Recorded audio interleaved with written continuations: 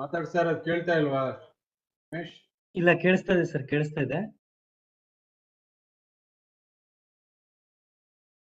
Manoj sir, can you hear us, sir?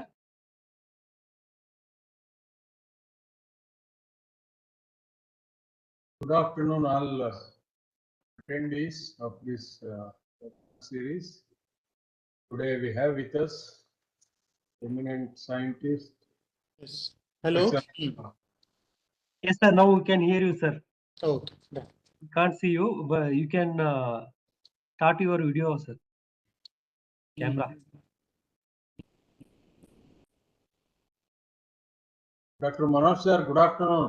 Good afternoon, sir. Good afternoon. I think WebEx I'm using not frequently. We are using, so just I'm seeing where the video is. I will introduce you to the audience.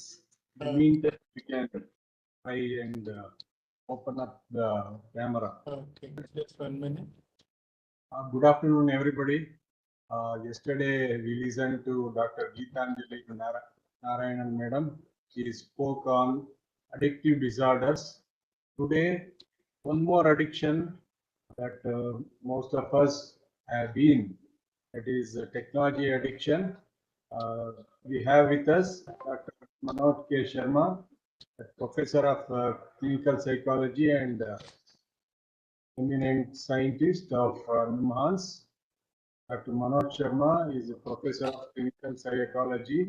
He has done his MPhil and PhD. He is credited with starting India's first technology de-addiction facility called SHUT Clinic. It means Service for Healthy Use of Technology. He is a member of the World Health Organization group on addictive behaviors, the Lancet group on gambling. He is the recipient of a WHO fellowship, tobacco control, and ICMR DHR senior scientist fellowship. He has got national and international funding for work in the area of tool development, addictive behavior, and intervention for gambling or gaming. He has got 180 research papers to his credit. Dr. Manoj Sharma has written articles for public awareness in print media and also has published research papers in technology use in national and international journals of repute. With this little background, may I request Dr. Manoj K. Sharma sir to deliver a talk on technology addiction. Now, over to you, sir. Welcome and over to you for this session. Thank you for inviting me, and it's my pleasure to share my knowledge with all of you. And I think this is the topic which is quite relevant in today's context, because all of us are on mobile phone, and all of us check our mobile phone 60 to 70 times per day. And if you are devoting 2 to 3 minutes per day on 2 to 3 minutes per message, it takes away almost 2 to 300 minutes from your productive life. But then the question comes, is technology is always bad? The answer is no, because there are three patterns of technology. One is recreational use. When the recreational use start with that you use technology to feel good, or technology helps you to become productive, or technology helps you to strengthen your relationships, or technology helps you to get connected with others. If that is there and it is not bringing any dysfunctions, then we say it's a recreational use. Like, for example, if I would say, like all of us have a habit of taking selfies. And this is a smartphone feature also, that because smartphone we use selfies and we use for different context also. So now the understanding is, like, if you take selfie without any reason and its selfie number exceed more than 5, then it is not recreational use. If it is less than 2 or 3, then it is a recreational use. Second thing comes, like all of us have a habit of watching show series. Sometimes we watch one episode, two episodes, and sometimes we finish all the episode in a series. So then it's a concern, because watching one or two episode in one sitting is a recreational use. But if you are moving from 3 to 4 episode or 6, 7 episode in one sitting, then it's become binge watching. And the general definition of binge watching goes like, if you are watching any show series for or any screen use for any recreational purpose for more than 120 minutes in one sitting, then it is a concern for us. So we have to, and sometimes people do say that it is multiple tasking is possible, and because this brain has a facility to do multiple tasking. But if your multiple tasking is bringing distraction, if multiple tasking is decreasing your academic performance or your professional performance, then it is a concern. When we talk about multiple tasking, basically means if you are on any focus agenda, maybe for professional purpose or maybe for academic purpose, but while doing this focus task, you move to social media, you move to YouTube, you move to reels and other thing. So what happens? You are getting distracted by other stimulating material. So what happens when the other stimulating material is quite appealing, then it will take away your concentration from your focus task, and it may affect the retention and completion of those tasks. And it has been seen among children and students, if they are doing multiple tasking, then brain takes almost 2 to 3 minutes to reach back to the same concentration level. That's why I think most of the parents have a concern that my child is a brilliant child, but he or she is now losing grades. Maybe because he or she is not able to focus on his academic matters, or at professional level he or she is not able to work on professional level. So it means multiple tasking can be an asset, but if you're doing too frequently with a lot of stimulating tasks, then it's a concern. Say third thing which happens in recreational zone is, all of us, like, brain development happens till late teenagership, and generally when adolescent or young children come across very appealing information, and what it happens, because the brain curiosity and exploratory parts develop very early in developmental span. So whenever they come across anything, they do watch and send it to others also. So but their decision making is not appropriately developed, and that leads to excessive use, and sometimes it lends them to any cyber related issues also. So this is what we have to draw a distinction between recreational use and when it becomes pathology for you. So subsequently then we will talk about what are the other use of technology is. This is the clinic which we started based on our experiences in bank through research, as well as through focus group discussion with the end users, as well as with their families. All of them recognize that their technology has an addictive potential. Technology is a habit which is difficult to cut down, and they wanted, and they see that there was no service in Indian context to help this user. So all of them recommended that we should have some service in Indian context also, where we can approach for guidance, where we can approach for help. So with those recommendations, we started this clinic in 2014, and it got national and international reputation. And this clinic is called SHUT Clinic, which stands for Service for Healthy Use of Technology. Though word shut basically means shut down, but if you see the expansion, it has a very lot of merits also. So now I would let you know what happens in with young children's. This is a one case where 15-year-old male boy from he's a single child of a upper middle socioeconomic status, but now this problem is not a concern of upper middle socioeconomic status. It happens in across all socioeconomic status. He came from a nuclear family, got access to all modern devices from the age of 9 years. Parents were very over involved and permissive in their nature. Mother was found to be more over involved with the child because he is a single child. So child developed a preference for gaming from the age of 10 years. Started playing 8 to 10 hours a day. When we say nowadays the recommendation is if you play for 40 minutes to 90 minutes in a day, then it has a promotive impact. But if you are playing for 8 to 10 hours a day, bringing dysfunction in your lifestyle, then it is a concern. He got a rank in gaming also and other benefits also. Rank and some other gaming related rewards and other benefits, which led to decrease in his interest in academics and which further brought reduction in his social life, and he started meeting less with the family members, and he always demand good network and other things.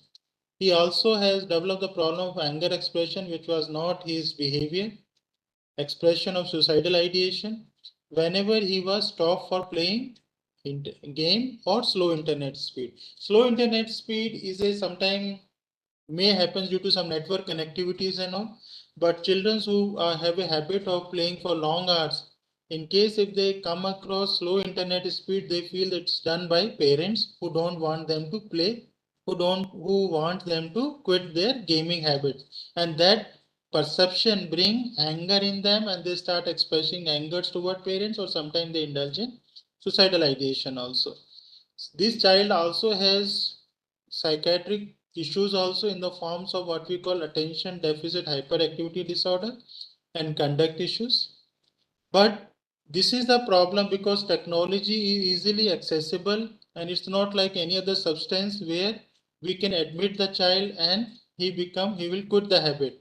But here parents have the similar perception, like for any kind of addiction they thought history forced rehabilitation will bring a change, but when he was admitted in any rehab center, it brought more uncooperativeness, and he was also not aware of that he was they are taking him to our clinic also. So it basically means it's require more communication with family, with more communication with the child, even if you are planning change or if you want to bring any change in accessibility to internet. But all these things, it's not the child who is developing dysfunction, it is the parents also, family also developing family disturbance, depression and other issues, and that means it's not the child, we have to treat the whole family to bring healthy use of technology. So one side is to treat all the family members. Second message is we have to bring awareness in all the stakeholders, whether it is a child, whether it is family, whether it is teachers or at the professional level, so that all should take responsible decision, all should educate each other so that responsible internet use comes in their lifestyle. So what is screen time? It is the amount of time you spend at looking at the screen. And generally we have seen if you are looking at the screen for more than 40 minutes in one sitting, it decreases your blinking frequencies, which brings tiredness of eyes. It also brings pain in your neck. It also brings pain in your wrist, elbow region, and sometimes overall fatigueness also. So it means you have to do something to avoid persistent use, but you have to bring frequent breaks also, which we will discuss later on. But there is a positive side also. It serves many purpose for children. It's become entertainment, but it provides distraction in educational setting. And it can be favorable at times. Again, we are saying that it may be positive at some time, but it also encourages sedentary lifestyle and other harmful habits. Sedentary, when I'm referring, sometimes children postpone their food. Sometimes the children or adolescents postpone their bath, or sometimes they postpone their other day-to-day activities also, and which brings a lot of harmful disturbance in their lifestyle, and which also brings the interference in other day-to-day affairs. Nowadays, sometimes children do use stimulants like caffeine and other things and chocolates to remain active on social media till late night. So again, that sort of content also brings their own dysfunctions. So what happens? I think why technology has become part and parcel of our lifestyle and why it is difficult to quit. This is one theories which we use frequently in terms of motivation in psychology, which has 5 needs which governs our lifespan. So these 5 needs are physiological needs, safety needs, social needs, self-esteem and self-actualization. But what is happening because of technology? Earlier, people used to work for air, food, warmth, sex, sleep, and shelter.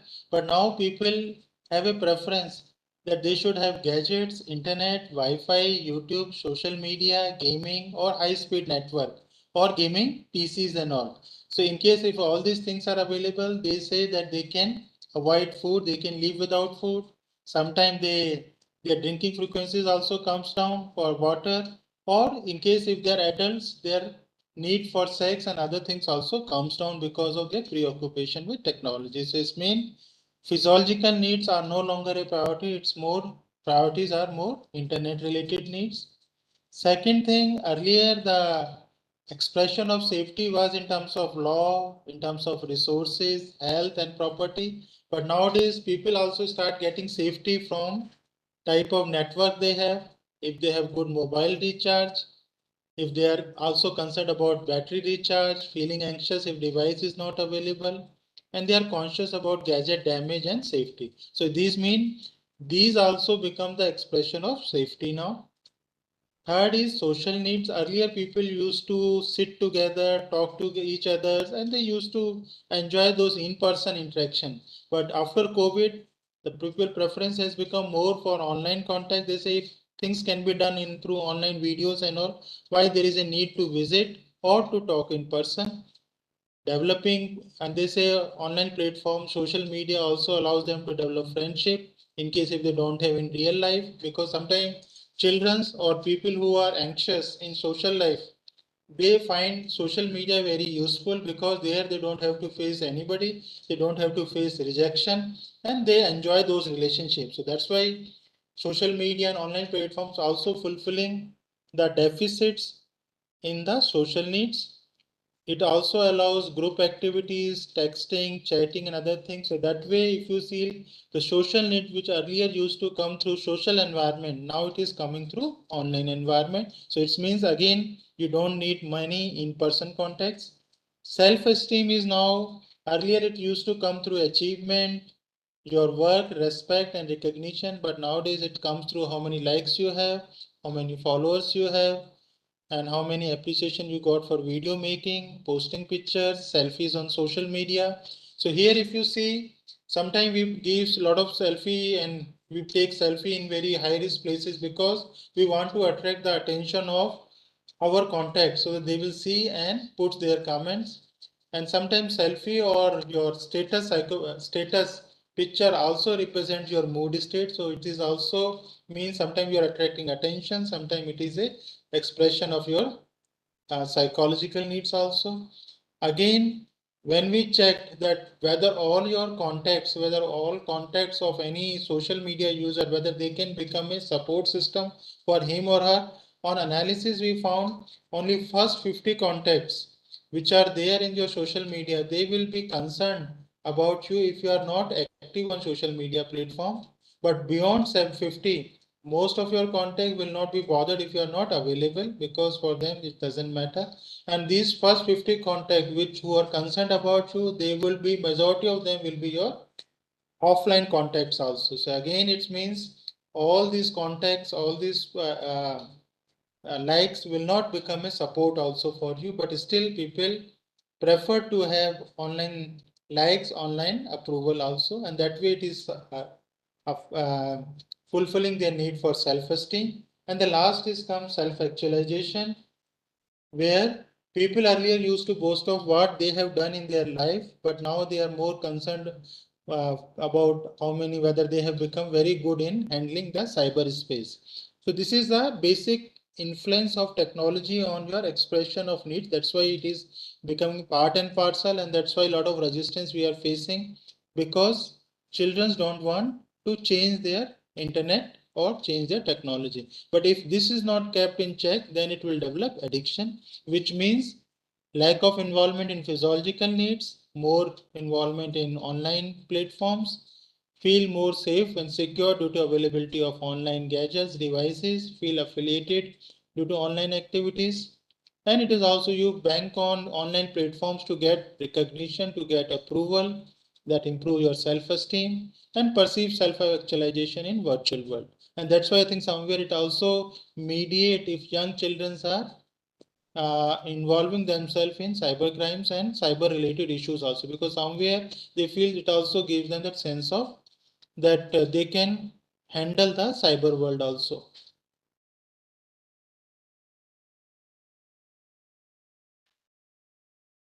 So what is the significance? It is the screen time, increased access to the screen devices over the year. Now most of the young children also have access to the devices. And after pandemic, screen use has become a necessity, which is still continuing. And due to many uses, they are finding it difficult to control the screen time. So what it leads to? I think it leads to two signs. So there would be two manifestation of screen use. One is addictive use, second is harmonious use. So first we will discuss the addictive use to bring more clarity. So addictive use goes with three criteria. First is, do you have continuous desire to access technology or gaming? If the answer is yes, that's the first sign toward addiction. Continuous means all the time you feel that phone should be with you, or the device you should be in near to the device, or you should be using your devices. If that is there and that disturb your concentration in other offline tasks. Second is loss of control. Once you start using any online platform, you find it difficult to log out and you can't. So that leads to excessive time spent on social media, net show series, or any other kind. Nowadays, reels are also quite popular among adolescents and adults. That is continuous use despite knowledge of harm. You know that you are feeling fatigue. You know your family members are complaining about it. You know that there is a academic and occupational issues are coming because of your preoccupation, but still you want to use it and you finding it difficult to control. So if these three C's are coming, continuous desire, loss of control and continuous use despite knowledge of harm in the last 12 months, then definitely these are the signs of addiction and you have to take a decision about it. But what is harmonious use, which we are calling as recreational or productive use? It basically means you are able to focus on other offline tasks. You have a better control. You have a control whenever you want. You can shift your attention to offline tasks. Easy to shift other attention to other tasks also. It doesn't mean that you remain persistent with online one. And there is no significant dysfunction. If these three things are coming up, then you are in the recreational zone. But if these three C's are coming, then it's a sign of addictive use. And that basically means that you have to plan your digital use in a responsible way.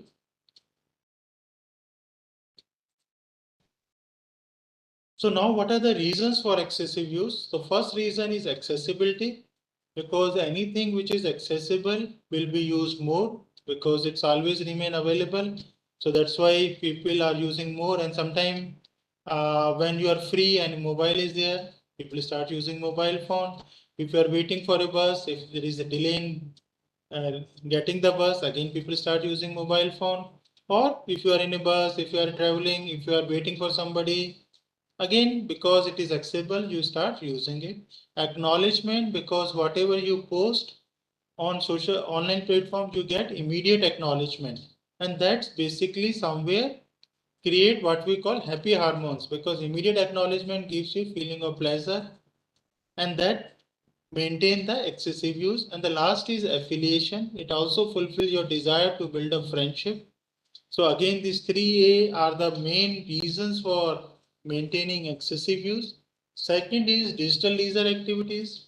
Post-COVID, all the things have become more. People are preferring for digital online leisure activities. They don't want to go out. They don't, because nowadays, if you see, the physical activities among adolescents or adults are decreasing significantly. Either they are not getting time, or if they have time, they don't want to move out and they feel that I can do everything on my devices. So that's why the increased indulgence in digital leisure activities also promote excessive use of technology.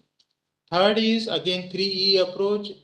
Online devices also provides you entertainment, excitement and euphoria. Again, these three E's mediate excessive use of technology.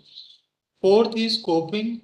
Technology also provide you to feel good in the forms of to overcome your day-to-day distress. Because if you have a like very tiring schedule whole day, you will spend some time with the technology to feel relaxed, to feel good. Sometimes people rationalize also that I was productive throughout the day. Now I can watch some shows, some episode, or I can spend some time on social media platform to relax myself. Sometimes technology use also helps you to overcome your mood state also. It helps you to, because it allows you to share, which is you don't want to talk to people in real life. So it allows you to share it. Sharing is more or less a kind of ventilation, and which decrease your mild depression, mild stress and anxiety. Sometimes boredom is another common reason.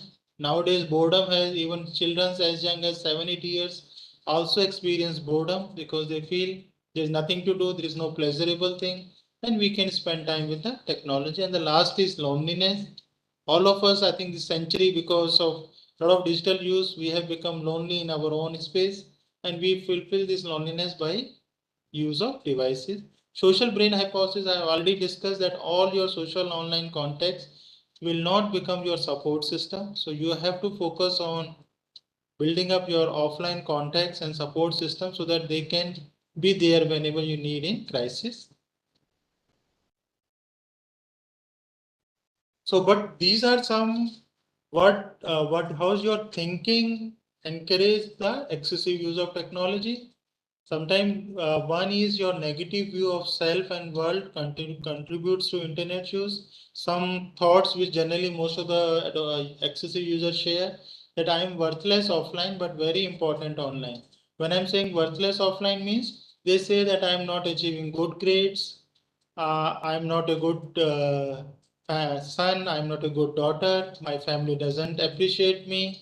But when I am on online, whether it is social media platform, I get likes. When I share my YouTube videos, I get a lot of people watch it, subscribe it, or I get a lot of acknowledgement online. And if I'm a gamer, I give everybody appreciate that I can become a good esports or gamer also. So it means a lot of positive things come through online world, but nothing in the offline world. So that becomes the pathways to spend less time in offline context and more time in online world. And that's why most of the parents complain that my child doesn't want to talk to me. My child doesn't come out from the his room and he always remain in front of the screen. But the reason is he's getting a lot of acknowledgement, he's getting a lot of like positive rewards, which he is not getting from the offline world. Or this may be his perception, or maybe there are some other family dynamics also. So I'm not saying that it's always adults or adolescents. Sometimes it may be a mixture of adult and family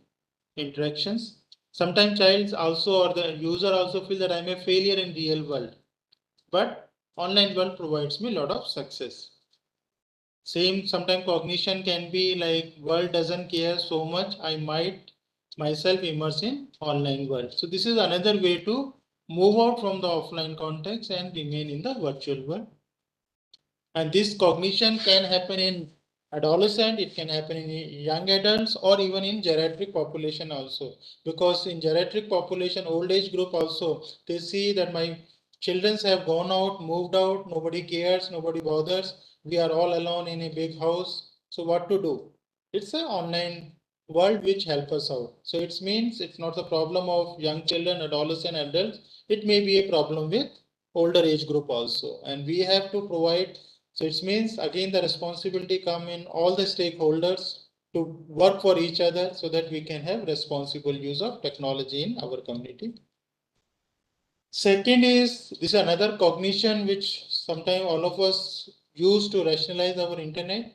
One is I need internet to deal with the problems in my life. Sometimes the problems can be personal, sometimes problems can be in the environment, and you feel and you justify that internet help you to bring solutions for this problem. Or people say my parents, spouse, or school, or my professions drive me to the internet. Means these are there are demands, and that's why I'm spending time on internet. Because one family complained that child always says that I am doing my academic works, I am doing my assignment, and he or she remains with the technology. So parents become very suspicious because child's grades are coming down, but child always says that I am doing my academic works. So it means sometimes we have to see why child is lying to the parents, So what are the other family factors are which are bringing the distance in the communication, which decreasing the communication in family, and which is bringing this kind of rationalization in the child. Or in case parents are there, so one parents complain that my other family partner who is at home, but she doesn't spend time with the child, but she always remain with the technology. So I think this kind of blaming also promotes, and sometimes parents do complain that children's bring certain issues where which bring distress in the parents, and that distress allow the children to continue with their internet use. So I think reasons can be anything, but it require detailed evaluation so that we can help the children as well as the families also. Excuse another variable. It has been like sometimes excuse can be as simple as it has been a long day. Internet helps me to relax. It is okay to use internet at night since I was studying and working during the day. And people say it is nothing wrong if I would delay my sleep. People have become very casual about sleeping time. And what we have seen, if you're sleeping with devices at night, automatically there would be a 60 to 90-minute delay in your initiation of sleep. So if you want to have good sleep at night, make sure that at least 30 minutes before sleeping time, you stop using internet. So now what are the potential impacts which comes up because of screen time use is weight gain. Sometimes it could be goes both way.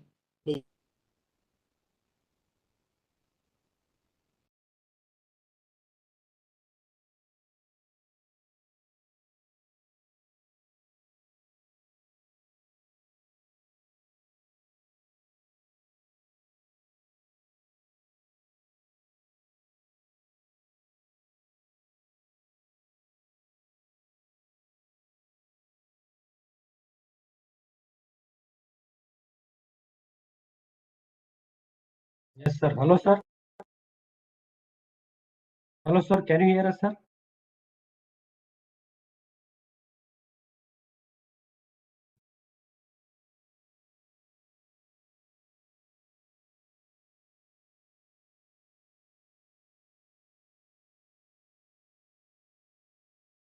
Dr. Manoj, sir? His preference to spend time with technology, he started feeling anxiety in initiating offline communication, in meeting people in person. And he doesn't Sir, come out. sir, sorry to interrupt, sir. Yeah. Sir, we lost you in between just 30 seconds. Okay. Can you repeat this? This slide only. Yes, sir. This slide only, sir. Thank you, So sir.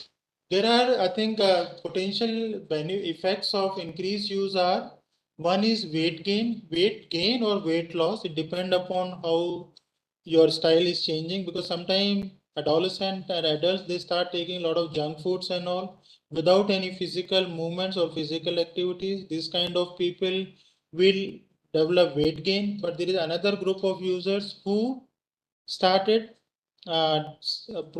postponing their food habits, maybe breakfast, maybe lunch, or sometimes they don't take even dinner because they have to practice, they have to remain with their friends, and that leads to decrease in weight also. So it depends upon so how you are addressing your food habits.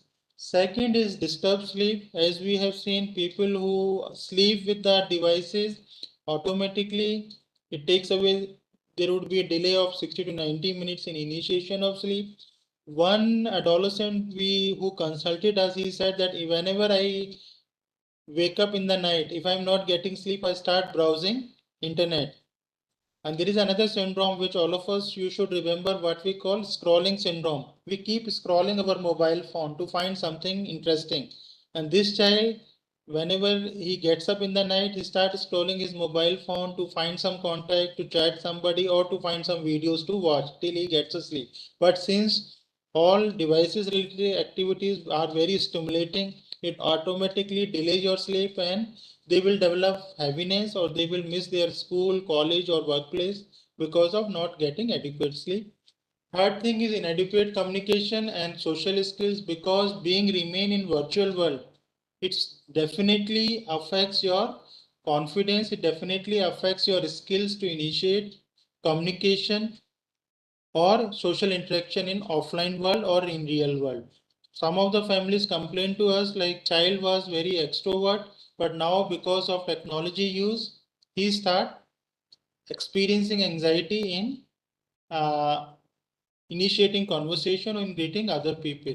And we have also seen now this, still we don't have evidence, but there are some one or two cases have reported because child was spending almost 10 to 12 hours in front of the screen and there is no sunlight exposure.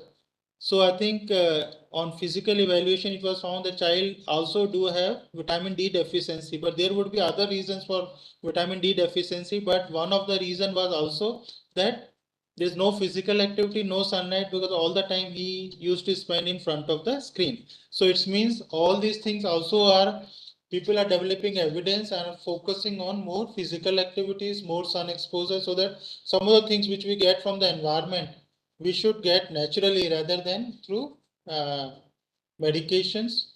And last is exposure to potential harmful information, because nowadays children as young as 10 and 11 years are also exposed to pornography. They do discuss pornography. They are also on social media platform, and sometimes a lot of information, they get exposed to a lot of harmful information, because since they are still in the development phase, they don't know the pros and cons of particular information. They don't have that sort of cyber literacy for do's and don'ts. They get exposed to this information and they become victim of cyber related issues also. So again, it means it requires a lot of digital literacy at school level, at college level, and at various level. Because even it's not a problem of children, sometimes adults also suffer from cyber frauds, because nowadays a lot of messages come and some of us do become trapped of those messages and we do invest some money or we do share our password details and other things. So that means this kind of cyber education is required for all the users, from adolescent, adults, children, and older people also. Another impacts which comes up is neck and back strain, which I told, because of even more than 30 or 40 minutes of screen use in one sitting bring back neck and back strain. It also affects your eyes health because it will bring dryness of eyes. And concentration, as I'm saying, if you're doing multiple tasking, and if these are, and multiple tasks mean all tasks are very stimulating, then it definitely affects your concentration. And this doing multiple tasking is through the brain related when we are talking about physiology. But I think this is another term which we use is called cyber lofing. Cyber lofing means you are moving from one task to the others, and that brings distraction on, this brings load on your brain functions. But despite these harmful effects, complete screen use cutoff is not advisable, because there are definitely their benefit, but responsible use is the strategies which we have to work on. So these are some factors associated with screen use. I think screen use brings eye symptoms, dryness of eyes, I already have said, irritation, eye strains. It affects your quality of life because families are concerned about you, school is concerned about you. If you are working, workplace of supervisor is concerned about you. And it also affects your life satisfaction. It brings physical, psychological symptoms. It decreases your academics and satisfaction and performance, and further it brings obesity, fatigueness, and decrease in physical activity. And nowadays, even the World Health Organization or all important health organizations do recommend 60 to 90 minutes physical activities every day for children's maybe it's more than 180 minutes, and for adolescent and adults at least 60 to 90 minutes physical activity should be there.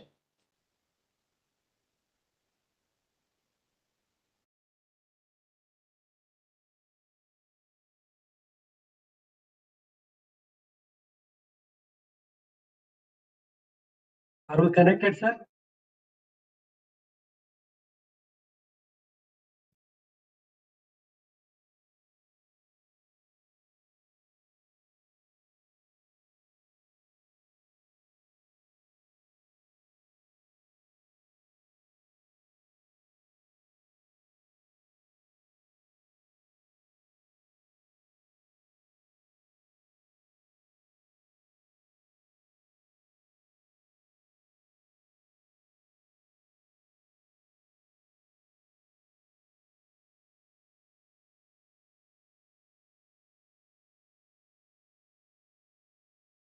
Sir, are we connected, sir?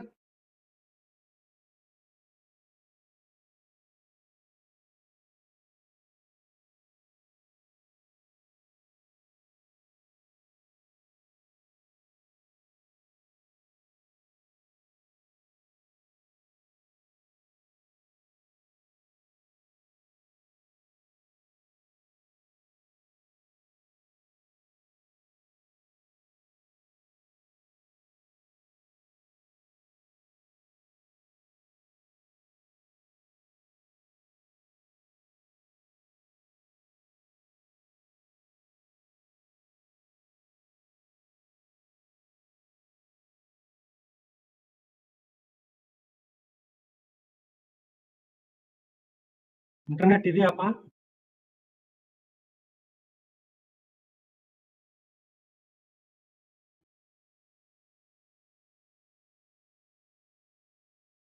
Sir, are we still connected?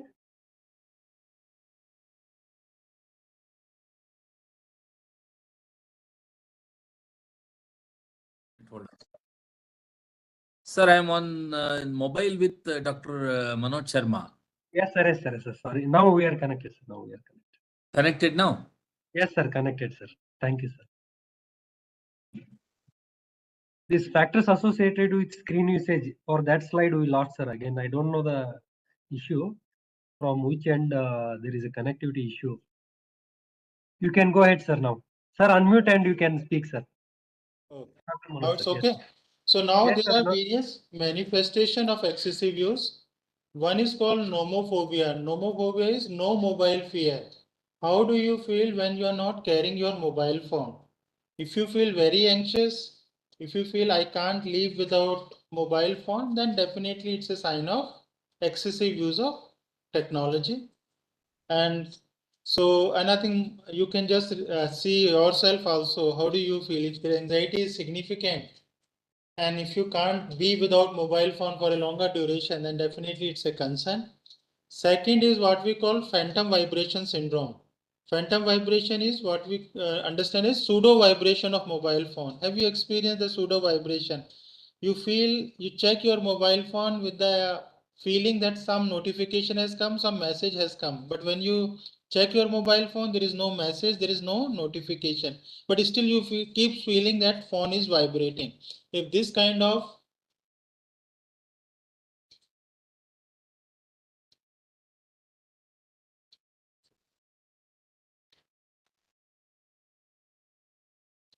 hello. Sir, we are connected. Please go ahead, sir. Okay. So this is what we call pseudo vibration. Even though there is no message, there is nothing, but you feel that phone is vibrating, and that makes you repeated user of checking your mobile phone. Third is zero inbox syndrome. Zero inbox syndrome is your tendency to read every message.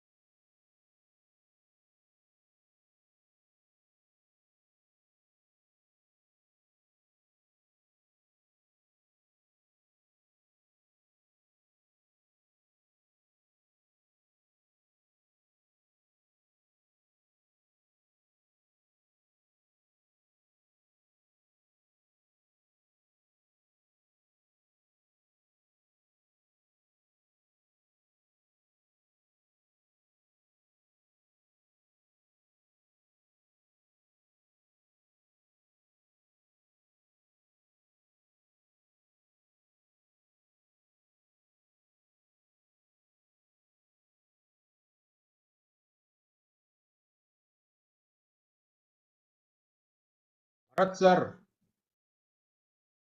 Dr. Manoj sir.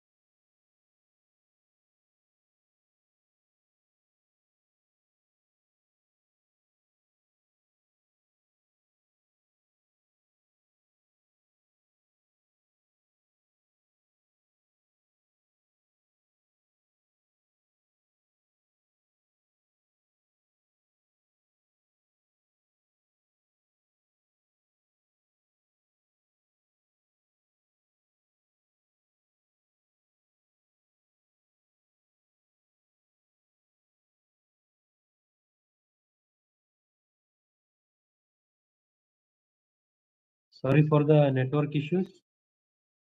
We lost connection with sir. He'll be joining with us. Meanwhile, if there are any questions, please post in the chat box or Q&A section. And at the end of the session, you can raise your virtual hand. If any of you would like to speak to Dr. Manoj Sharma sir and ask your question, or you can discuss anything related to the topic, we'll unmute you.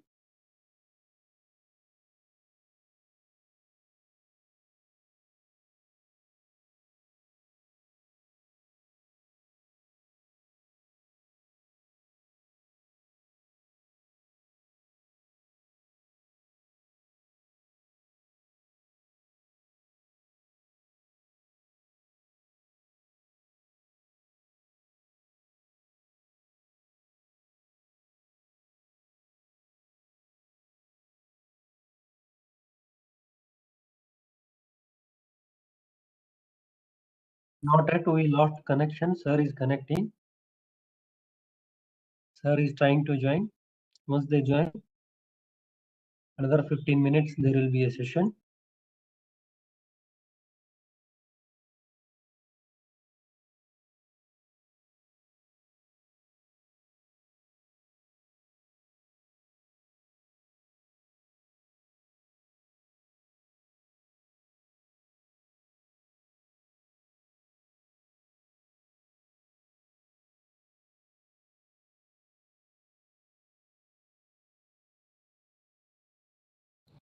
Yes, sir. Now we got connected, sir. Is there any network issue at your end, sir, or our end? I am not able I to. don't know. I think it's okay here also, but It happens, sir. Sorry, we also. but I will try to finish fast so that. It's okay. It's okay. And I think you have to enable me that. Yes, sir. Yes, sir. I enabled you, sir. Thank you, sir. So, Sir, this slide. yeah. From this slide onwards, we lost you, sir. Yes. Sir. Thank you. So zero inbox syndrome is sometimes one tendency you might have seen, like if you share a message to anybody and if there is double click doesn't come on your mobile, you feel anxious that whether other person has watched it or not. And in case if you don't get a reply within 1 or 2 minutes, all of us become anxious and then again we send a next more message for his or her attention. So this much is the attachment we have developed to the devices. Selfitis is still not a clinical condition, but the criteria wise it has come up like if you take less than 1 or 2 selfie with reason or without reason, then it's okay thing. But if you are taking 3 to 4 selfie, then it's a acute problem. Maybe it is related to your need for self-presentation. It may be related to your body image. But if you are taking more than 5 selfie and putting yourself at risky position, then it's a concern, and then it has to be addressed from a psychosocial perspective, whether there are psychological reasons, social reason, or technology related reason. Digital amnesia, another term. Nowadays, I think earlier we used to, there used to be an approach for memory like sensory memory, short term and long term.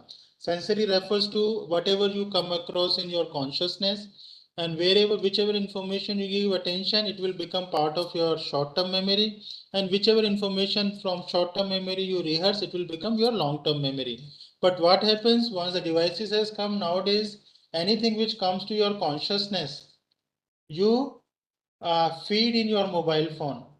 So what we are doing, we are not strengthening our brain functioning. What we are strengthening is our RAM of our mobile phone, which is a good, it's a facility of the mobile phone, but we should also work to strengthen our cognitive abilities also. And generally what happens if you lose your mobile phone, there are two concerns. One is anxiety about loss of mobile phone. Second anxiety, which is quite prominent, is losing your all contacts, because nowadays even family members find it difficult to recall each other mobile number. So it's mean in case if you are in a stage where you have to call somebody, nothing is in your frontal lobe because you can't recall anything and everything is in the mobile phone. So that is what we are saying. Loss of memory, loss of, because you are not strengthening your cognitive abilities, we may suffer from what we call digital amnesia. Cyber loafing, as I already talked about, when you work from focus tasks, you move to other multiple tasking which distracts your attention and which bring reduction in your productivity. Binge watching, as I told you, binge watching refers to more than 120 minutes use of screen for recreational purpose in one sitting, or if you are watching more than 3 episodes in one sitting. If any one of these conditions are meeting, then definitely there is a need to reduce your screen use. Binge gaming refers to more than 5 hours of gaming in one sitting, which generally happening in Indian context. But if it is happening again, there is a need to control your change your gaming involvement. So now how we can assess, the overall term is digital hygiene, how best we can have the good digital use. So there are 3 ways to assess yourself as I started with. One is called recreational use, where technology use makes you feel good, technology use improve your productivity, technology use improve your social connectiveness. But what happens? But if you are constantly using it, and but if technology is becoming habitual for you, you can't live without technology. You also suffer from what we call nomophobia, phantom vibration syndrome, or zero inbox syndrome, and you are increased time spent on using technology. One of our research scholars currently working on developing guidelines for working population, and we found that almost in Indian context we are using 10 hours in a day screen time use we have. It involves your productive time as well as your recreational time. But 10 hours even for both purpose, it's a heavy hours we are devoting for screen use. So again, I think we need a conscious call to reduce our technology use. Last is addictive use, which goes with criteria of preoccupation with technology use. Preoccupation refers to continuous desire to use technology, loss of control. Once you start, you don't have control. You spend number of hours on technology and postpone your other activities. Continuous use despite having consequences in one's lifestyle. So you can see in which category you falls. If recreational use is there, then strengthen your recreational use. If problematic use are there, identify the reasons for a problematic use, work on those reasons, and again go back to the recreational use. But if it is addictive use, seek help, discuss with anybody who can help you. So now these are the terms for responsible use, which we have to work on, is the device and the duration of use in terms of screen use. Biological factors which we have to address is eye strains, musculoskeletal pain, sleep disturbance, decreased physical activities.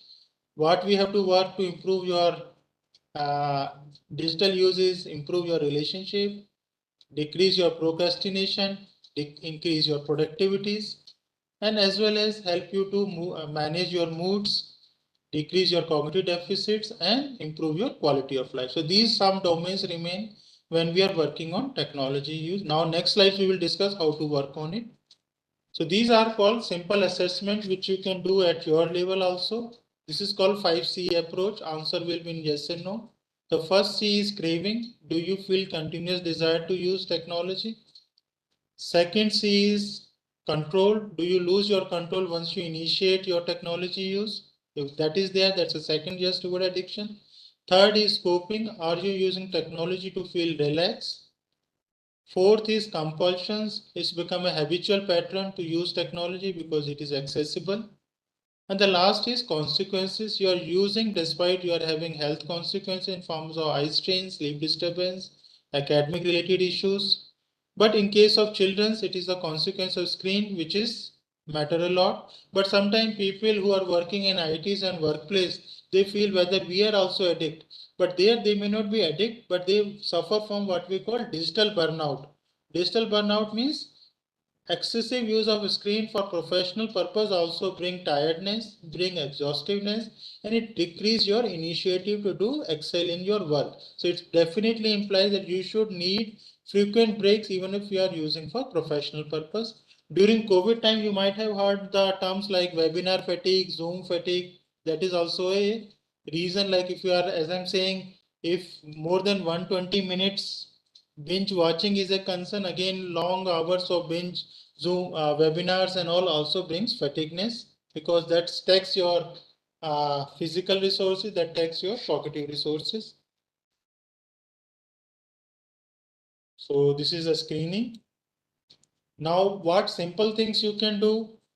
One is at physical level, take frequent break. Definitely after 30 minutes of screen use, do blink your eyes 10 times.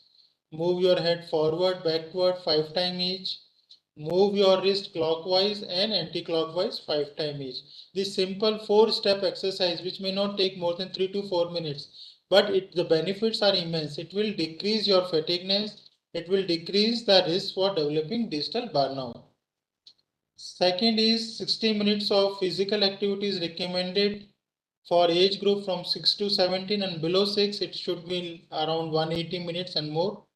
And possible indoor and outdoor gardening will be okay. And to avoid binge watching, take breaks of 10 to 15 minutes after each episode. If that's possible, it will definitely improves your lifestyle. Breathing exercise to manage your psychological stress. Breathing exercise can be as simple as like breathe through your nose, take a slow breath through your nose, let it go up to your stomach, and slowly again release it through the nose, and do it for 10 times. Once you finish this cycle, then the 11th time onwards, inhale through the nose, let it go up to your chest, and again release it through the chest, through the nose only, and again do it for 10 times. So that's become second cycle. And the third cycle will involve again inhale and exhale through the nostril only, like this for 10 times. If you do this 3-step exercise, maybe hourly, maybe every second hours, it will definitely brings more relaxation. It will also create that happy hormone which you want through engagement in online activities. Then social and family liaison, you can work on digital fasting. Let's spend some time without technology, at least 40 minutes, 60 minutes, 90 minutes. Spend time in family context, spend time with others, spend time in some other leisure time activities, because that will allow you to distract, and that will also promote physical well-being and psychological well-being, which you are getting through technology use. So again, remember this word digital fasting, work in your lifestyle and recommend to others also. And how can family help? I think this is not all children have to do or adults have to do. Family has an important role. Family should praise them, whatever the efforts they make, and enhance their communication and understand them.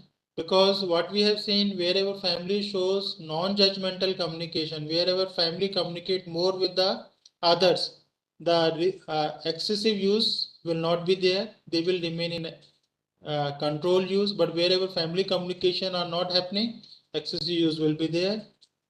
Second is reflection. Develop understanding of users' feeling. That will again come through communication only. If you spend more time in communication, if you spend time in leisure time activities, you will understand each other feeling and you will reciprocate and do the needful. Build up agencies rather than taking a control is a definitely strategy, but beside control, you can also offer children, adolescent, and older people various alternatives, so that which can again become a source of relaxation for them. Provide them simple workable solutions and spend good quality time in family context. So this is all what families can do to help the children, adolescent, and older people, or maybe your immediate partner. And this is another thing which you can remember: take frequent breaks. Again, a revision. Schedule your 3 meals a day. Break after 45 minutes of headphone use. Till now, we don't have empirical evidence, but recommendations are every 45 minutes of headphone use, take 15-minute break. Bring indoor and outdoor physical activities. Take care of self-hygiene, and 30 to 40 minutes before sleep time. No online activities if possible. Don't keep devices with you. And these are our app also. This is called Digital Detox app. Slightly some technical issues are happening in this app. We are sorting it out. And this is another link for various information material. If you want to download, if you want to read about technology, or if you want to share with others, you can do it. And at our clinic also, we do conduct family sessions also, or family groups also, so that we can support family and family can learn from each other. And this is the advice for young children. If you have younger brothers, sisters, or young members, what you should do: monitor the content of screen use by children, balance their online and offline activities, ensure adequate sleep and exercise. And generally, it has been recommended below 6 years, the screen use should not be more than 1 hour. So I think there is require a lot of literacy for young parents. If they become a good role model up to 6 years, child will develop those strategies in their lifestyle. So these are again 4C approach which parents and teachers should do: more communication, show more care, understand them, cyber educate them, give them do's and don'ts of technology, and if things are not working, facilitate consultation for them. This is what our clinic is. We started in 2014. Now we are running on Saturdays, Tuesdays, and Fridays also. Subsequent to World Health Organization's recognition of gaming as a mental health conditions, now we are getting 8 to 10. Now it has increased to almost 20 cases per week, and predominantly we are seeing cases with online gaming. Age of contacts remain around 11 years. Treatment is initiated by parents, but broadly it is in the age group of 15 to 20. The reasons for consultations are online games, social media, browsing, pornography. The red flags which the parents notice in the child's behavior or in adults are academic decline, lifestyle disturbances, negative family communication, and psychological distress. Stages of motivation: most of the child clients who comes to us, they are in a denial mode. They feel I don't have problem. It's the family who concerned, over concerned about me. So we have to work with the family as well as with the client. But the challenge always remains to keep the client in treatment, children's in treatment, adults in treatment. That's the biggest challenge we always face. But what we have seen, if people remain with us, we have seen significant improvement down the line of 3 to 6 month treatment with regular follow-up with us. But there is definitely a need to develop various conditions, but we have seen mild use of internet facilitate cognitive functions. As I'm saying, 40 to 90 minutes of gaming every day is okay, but if you are playing for 6 to 10 to 12 hours a day, then it is pathology. But should we try internet fasting, digital fasting before planning any other strategies? That is still we have to learn and see its impact. Thank you. I think last is, I would again say 3R approach: recognize signs of addictions in terms of 5C: craving, control, compulsion, coping, and consequences. Repeat digital fasting, digital hygiene, promote alternative pleasurable activities, decrease your leisure time activities, and refer or promote change in case if they don't show any change. And this is our clinic mails and all. If you want to write to us, if you want any information from our side. And these are our flyers and all. The link which I shared, it has all these our flyers about all the addictions as well as posters also. Thank you. Thank you very much, sir. Thank you very Sir, I much. have shared the application link as well as the material which they can download Yes, in the chat box. definitely. Anyone can use those materials. Thank you, sir. Sir, over to you, sir. Dr. Ramesh, sir. Dr. Manoj sir, it was a very, very informative and insightful talk. I'm sure many of the attendees as well as myself have gained a lot from your talk.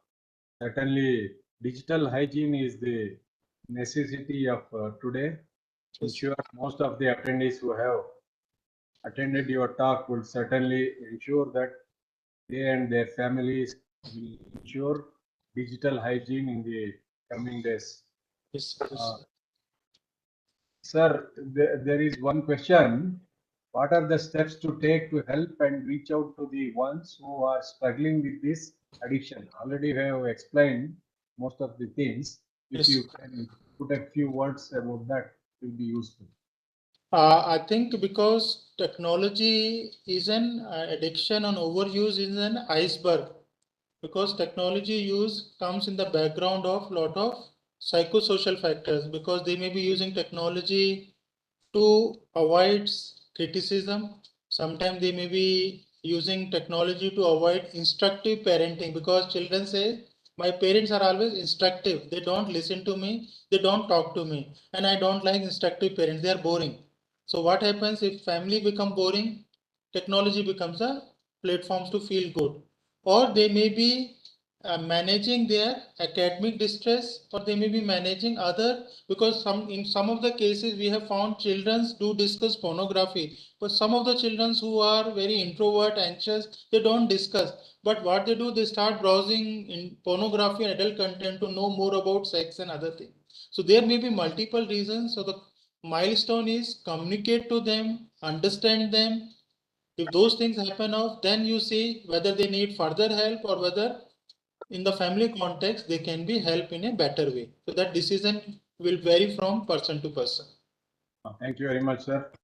Now I request Dr. Bharat sir, who has been with us and who is instrumental in making this webinar series possible. Sir, Bharat sir, for your words. Yes, sir. Oh, I'm a big fan of Dr. Manoj Sharma. Thank you, sir. He is like a celebrity in Nimans, because every week he is approached by newspapers and television channels for interviews and information content related to this very highly popular and relevant topic to all of us, especially the youth. So day in and day out, you can see his articles in different magazines and newspapers.